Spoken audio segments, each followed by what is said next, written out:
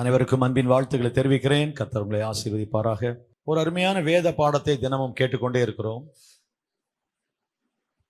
சிலர்கிட்ட பேசும்போது சாயந்தரம் நடக்கிற இந்த பைபிள் ஸ்டடி உண்மையாகவே ரொம்ப நல்லா இருக்கு அப்படின்னு பலர் சொல்றதை கேட்குறோம். வேத வாக்கியங்களை ஆராய்ந்து பாருங்கள், அவைகளால் உங்களுக்கு நித்திய ஜீவன் உண்டு. ஆண்டவருக்கு சொல்றது, அந்த வசனங்களை வாசிப்பது நமக்கு ஒரு பாக்கியம், வசனங்களை கேட்பது நமக்கு ஒரு பாக்கியம், அதை அறிவிப்பது ஒரு பாக்கியம். கர்த்தர் நல்லவர், கர்த்தருக்கு ஸ்தோத்திரம். இன்றைக்கு ஒரு கருத்தை, ஒரு காரியத்தை உங்களோடு கூட பேச விரும்புகிறேன்.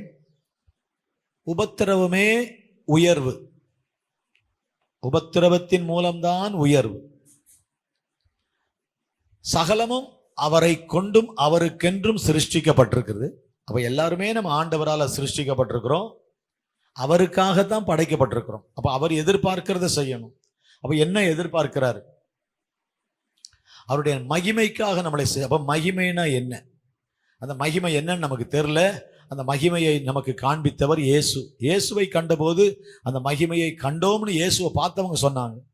அப்ப இயேசுவின் வாழ்க்கை தேவனுக்கு மகிமையாய் இருந்தது. அப்ப இயேசுவை யாரெல்லாம் பிரதிபலிக்கிறார்களோ அவர்கள் தேவனுக்கு மகிமையாய் இருப்பார்கள். நம்ம மூலமா கிறிஸ்து மகிமைப்படணுங்கிறோம். தேவன் மகிமைப்படணும்னா கிறிஸ்துவ உள்ள வாங்கி வெளியே நம்ம கொடுக்கணும். கிறிஸ்து நமக்குள்ள இருக்கணும், அதை அப்படியே வெளியே காண்பிக்கணும். ஸோ இது ஒரு கடினமான பாதை. நம்ம நினைக்கிற மாதிரி தண்ணியில் இறங்கி ஏறி ஞானஸ்நானம் எடுத்துட்டு வந்த உடனே எல்லாம் முடிஞ்சு போச்சு இல்லை, அது வரை தான் ஆரம்பிக்குது. ஞானஸ்நானத்துக்கு மேலே தான் ஆரம்பிக்குது. ஞானஸ்நானமே எல்லாம் நினைக்கிறோம், ஞானஸ்நானம் தான் வாழ்க்கை. எனக்கு இல்லவே இல்லை. ஞானஸ்நானத்துக்கு பிறகுதான் ஒரு உண்மையான ஒரு ஆவிக்குரிய ஸ்பிரிச்சுவல் லைஃப் ஆரம்பிக்குது. அதை நோக்கி நம்ம பயணிக்கணும். அது நம்முடைய ஆசையா இருக்கணும், அது நம்முடைய விருப்பமா இருக்கணும். அப்படின்னா ரட்சிக்கப்பட்ட நான், ஞானஸ்நானம் எடுத்த நான் வளருகிறேனா? நான் வளர வேண்டும். ஒரு குழந்தை பிறந்தால் எப்படி வளருமோ அதை போல நாம் வளர வேண்டும் என்று ஆண்டவர் விரும்புகிறார். வளர்ச்சி என்றால் என்ன? சரீரம், ஒரு குழந்தை பிறந்துச்சுன்னா ஒவ்வொரு வயசாக வயசாக வருடமாக வருடமாக வளரும். அது இயற்கையாகவே நடக்கும். அதுலேயும் ஏதாவது குறைபாடு இருந்தால் வளர்ச்சி இருக்காது. சரீரம் வளரும், மூளை வளராது. அப்படிலாம் பார்க்குறோம். சரீரம் வளரும், மூளை வளராது. அப்போ அந்த சரீரம் சரியாக செயல்பட முடியாது. ரெண்டு வளர்ச்சியும் இருக்கணும். கிறிஸ்தவ வாழ்க்கையில் 1 வருஷம் 2 வருஷம் 3 வருஷம் 4 வருஷம் ஆக ஆக சரீரத்தை வளர்ச்சியை பற்றி நம்ம பேசலை. ஒரு 40 வயசில் ஒருத்தர் ஆண்டவரை ஏற்றுக்கொண்டாருன்னா அவர் எங்கே சரீரத்தில் வளர போகிறாரு? ஆனால் ஆவிக்குரிய வாழ்க்கையில் வளரும். இன்னர் மேன், நம்முடைய உள்ளான மனிதன் வளரணும். எதில் வளரணும்? சுவாபத்தில் வளரணும். அந்த கிறிஸ்துவின் சுவாபம் நம்மில் வெளிப்பட வேண்டும். அப்போ உள்ளத்தில் வளருவதைத்தான் வேதம் நமக்கு கற்றுக் கொடுக்கிறது. இன்னர் சேஞ்ச், உள்ளான மாற்றம். அதைத்தான் நம்ம கவனிக்கிறதே இல்லை. வெளியில் எப்படி இருக்கிறோம், வெளியில் எப்படி நம்ம அருமையாக நல்லா ட்ரெஸ் பண்ணுறோமா, வெளியில் எப்படி நம்ம ஒரு நல்லவங்களை போல காட்சி அளிக்கிறோமா, வெளியில் நம்மளை பார்த்த ஆட்கள் நல்ல விசுவாசின்னு சொல்லுவாங்களாங்கிறதுல கவனமாக இருக்கிறோம். ஆனால் உள்ள கேன்சர் மாதிரி, யாருக்கும் தெரியாத கேன்சர் மாதிரி சும்மா தான் போனோம். ஒரு வயிற்று வலியாக இருக்குதேன்னு சும்மா போனோம், டாக்டர்கிட்ட போய் அப்படி பேசிக்கிட்டே இருந்தா அப்போ இந்த டாக்டர் சும்மா செக் பண்ணுவோன்னு செக் பண்ணா அங்கே யூட்ரஸில் 2 கட்டி இருக்குன்னு சொன்னாங்க. சும்மா செக் பண்ணலாம், ஏதோ ஒரு வயிற்று வலின்னு போனாங்க. ஒரே வலியாக இருக்குதேன்ட்டு மனைவியை கூட்டிகிட்டு போனேன். ஆனால் உள்ளே போனால் 2 ஒரு மாம்பழம் எவ்வளோ பெருசு இருக்கும் அந்த மாதிரி கட்டி இருந்துச்சு அப்படின்னு சொல்கிறாங்க. அப்போ சும்மா போன ஒரு செக் பண்ண பார்த்தா திடீர்னு 2 கட்டி இருக்கு, ஒரே வலி வேதனை. திரும்ப இன்னொரு டாக்டரை பார்க்க போய் ஒரு இன்னொருத்தரை பார்த்து, சில வேளை நமக்கு தெரியாது, சிலது சிம்டமே இருக்காது, சில வியாதிக்கு அறிகுறியே இருக்காது, உள்ள இருக்கும் தெரியாது, நமக்குள்ளே வளர்ந்துரும். இந்த கேன்சர் கட்டிலாம் அப்படிதான். அதனால நம்மளை அடிக்கடி செக் பண்றது நல்லது. அப்போ உள்ளத்துல நமக்கு ஒரு மாற்றம் வருதா? நம்ம உள்ளான மனுஷன் மாறுகிறானா? என் சுவாபங்கள் மாறுதா? என் குணங்கள் மாறுதா? இயேசு எதிர்பார்க்கிற அந்த தன்மை என் உள்ளத்துல என் உள்ளான மனுஷன்ல வருதாங்கிறத நம்ம கவனிக்கணும். புதிய ஏற்பாட்டினுடைய எல்லா உபதேசங்களும் உள்ளான மனுஷன் எப்படி இருக்கிறான்? உள்ளான மனுஷன் நாளுக்கு நாள் புதிதாக்கப்படணும். அதான் மனம் மறுரூபமாகிறது. நம்மளே ஜபம் பண்றோம் பார்த்தீங்களா? மதுராந்தகம் மறுரூபம் மன்றாட்டு. மதுராந்தகம் மறுரூபமாகணும் அப்படின்னு என்ன? எல்லாம் அப்படியே புதுசாக பெயிண்ட் எல்லாம் அடிச்சு ரோடெல்லாம் போடணும்னு ஜபம் பண்றோமா? மக்கள் மாறணும், மக்கள் வாழ்க்கையில மாற்றம் வரணும், விசுவாசிங்க நாம மாறணும், நம்முடைய பேச்சு மாறணும், நம்ம இன்னர் லைஃப் மாறணும். எப்படி இந்த மாற்றத்தை கர்த்தர் கொண்டு வருகிறார்? உபத்திரவங்கள் மூலமா தான். வசனத்தை சொல்றாரு. வசனத்தை சொல்லி நமக்குள் ஒரு மாற்றத்தை கொண்டு வருகிற ஆண்டவர் சூழ்நிலைகளைத்தான் பயன்படுத்து. God uses our situations, our circumstances to change us. நம்ம வாழ்க்கையில் ஆண்டவர் சூழ்நிலைகளைத்தான் கர்த்தர் பயன்படுத்துகிறார். உலகத்துல நமக்கு பிரச்சனைகள் உண்டுன்னு ஆண்டவர் சொன்னார். பிரச்சனை இருக்கக்கூடாதுன்னு எல்லாரும் நினைக்கிறோம். ஒரே போராட்டமா இருக்கு பாஸ்டர், ஜெபம் பண்ணுங்கன்னா என்ன அர்த்தத்துல கேட்கிறோம்? இந்த போராட்டம் இருக்கக்கூடாதுன்னு ஜெபம் பண்ணுங்கன்னு கேட்கிறோம். ஆனா போராட்டம் இல்லாம இருக்கா? போராட்டங்கள் இருந்துகிட்டு தான் இருக்கு. அதுதான் தேவன் பயன்படுத்துகிற கருவிகள். ஆண்டவர் நம்மளை ஷேப் பண்றதுக்கு, நம்மளை வடிவத்து கொண்டு வர்றதுக்கு அவர் பயன்படுத்துகிற சுத்தியல் மாதிரி. சிலதை உடைக்கிறதுக்கு சின்ன சுத்தியல் போதும், சிலதை உடைக்கிறதுக்கு பெரிய சுத்தியல் வேணும், சிலது தூக்கி ஓங்கி அடிக்கிற சுத்தியல் வேணும். பார்த்திருக்கீங்களா? சம்மட்டின்னு சொல்லுவான், பார்த்திருக்கீங்களா? யார் யாருக்கு என்ன தேவையோ அதை வச்சு ஆண்டவர் அடிப்பார். அல்ல சொல்லாம். சில சின்ன சுத்தியல் வச்சு உடைக்கலாம், அப்புறம் கையில ஓங்கி அடிக்கலாம். ஓங்கி தூக்கி அடிப்பாங்க பாருங்க. அப்ப ஆண்டவர் வித்தியாசமா ஒவ்வொருத்தருக்கும் நம்மளை உருவாக்குறது இருக்கு. ஆனா நம்மளை கைவிட்டுற மாட்டார். கைத்தட்டி ஒரு அலையில சொல்லுங்க. ஆண்டவர் கர்த்தருடைய பிள்ளைகளாகிய நமக்கு he allows, he permits, அவர் அனுமதி கொடுக்கிறாரு. தீமை போல வரும். சாத்தான் அதை தீமையாக்கி நம்மளை ஆண்டவர்கிட்ட பிரிக்கணும்னு நினைப்பான். ஆனா ஆண்டவர் அதுல இருந்து ஒரு நன்மையை உருவாக்கிடுவார். தேவனிடத்தில் அன்பு கூறுகிறவர்களுக்கு சகலமும் நன்மைக்கு ஏதுவாகவே நடக்கிறது. ரோமர் 8:28, ரோமன்ஸ் 8:28. அப்படியானால் கடல்ல அலை வந்துகிட்டே இருக்கிற மாதிரி நமக்கு வாழ்க்கையில பிரச்சனைகள் வந்துகிட்டே தான் இருக்கும். அதை பார்த்து என்ன செய்யாதீங்க, என்னப்பா இப்படி ஒரே பிரச்சனையா இருக்கேன்னு அதிர்ச்சி அடையாதீங்கன்னு பைபிள்ல வசனம் இருக்கு. படிக்கிறீங்களா? 1 பேதுரு 4:12.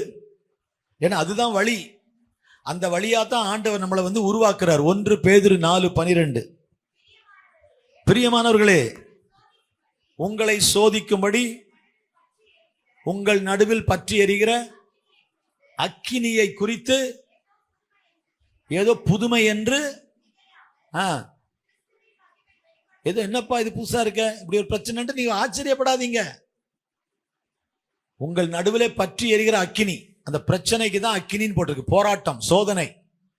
உங்கள் நடுவில் எரிகிற அந்த அக்கினிக்கு it's a fire. Don't be surprised. Don't be surprised when you have a problem. The problems are compared to a fire. In the midst of you there is a fire. உங்கள் நடுவே பற்றி எரிகிற அக்கினியை பார்த்து நீங்க என்ன செய்யாதீங்க? Don't be shocked. ஷாக் ஆகாதீங்க. ஏன் இப்படி ஆச்சுன்னு கேட்காதீங்க. இட்ஸ் காமன், அது இருக்கும். அதான் போட்டிருக்கு. படிங்க. உங்களுக்குள்ளே பற்றி எரியும் உபத்திரவங்களை குறித்து ஆச்சரியப்படவோ கலங்கவோ வேண்டாம். புது மொழிபெயர்ப்புல அது ஒன்றும் புதிதான காரியம் அல்ல. It's not a new thing. சபைக்கு உபத்திரவம் புதுசில்ல. சபைக்கு உபத்திரவம் புதுசில்ல. உபத்திரவத்தின் வழியாகத்தான் நாம் தேவனுடைய ராஜ்யத்துக்குள், அங்கதான் கர்த்தர் நம்மளை புடமிடுகிறார். சோ நெருக்கம் தான் ஆண்டவர்கிட்ட நம்மளை கொண்டு போய் நெருக்கும். புரியுதா உங்களுக்கு? நெருக்கமே நெருக்கும். நெருங்குவதற்கு தேவை நெருக்கம். தமிழ்ல சொல்றேன். எங்க நெருங்குவதற்கு? இன்னும் நெருங்கி பாடுறான்ல, இன்னும் நெருங்கி. எப்படி நெருங்கி வருவீங்க? நெருக்கத்துல தான். வாழ்க்கையில் அற்புதங்கள் அடையாளங்கள் நடக்கும்போது ஓ என் இயேசு நல்லவர்னு சொல்றோம், அற்புதர். ஆனா நெருக்கங்கள் வரும்போது தான் we know him better. உபத்திரவத்தில் தான் அவரை நம்ம அதிகமா பார்க்கிறோம், அவர் அதிகமா அறிகிறோம், அவர் அண்டர்ஸ்டாண்டிங் பிகம்ஸ் கிரேட். அவரை குறித்த நம்முடைய அறிவு அதிகமாகிறது. எவ்வளவு தைரியமா சொல்றாரு பாருங்க, அவர் என்னை கொன்று போட்டாலும் அவர் மேலதான் நம்பிக்கையா இருப்பேன்.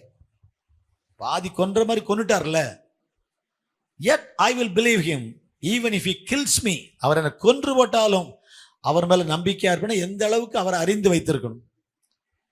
உபத்திரவங்கள் என்பது ஆண்டவர் நம்மை கைவிட்டு விட்டார் என்பதன் அடையாளம் அல்ல, நம்மில் ஏதோ ஒன்றை புதிதாக செய்ய போகிறார்.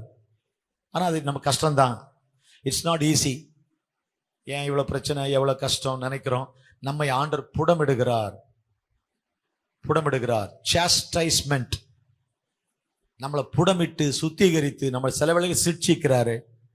எதுக்குன்னா அவருடைய சாயலை நமக்குள்ள கொண்டு வர்றதுக்கு. ஒரு கடினமான பாதம் தான். பழைய காலத்தில் பாட்டு பாடுவாங்க, அருமையான சாராள் நவரஜமா பாட்டு. இயேசு சென்ற பாதை இடுக்கம், இயேசு சென்ற பாதை இடுக்கம், அது நெருக்கம். அப்படிதான் இருக்கு பாட்டு. இயேசு சென்ற பாதை இடுக்கம், அவரே பாடுபட்டார்னு போட்டிருக்கு பைபிள்ல இருக்கா? கர்த்தருக்கு ஸ்தோத்திரம். இயேசுவுக்கே பிதாவினால் பாடுகள் அனுமதிக்கப்பட்டது. ஒரு ஆமீன் படிக்கிறீங்களா? ஒரு வசனம் படிக்கிறீங்களா? கர்த்தருக்கு ஸ்தோத்திரம். எபிரேயர் 5:8 படிங்க. எபிரேயர் 5:8, ஹீப்ரூஸ் 5:10. அவர் குமாரனாயிருந்தும்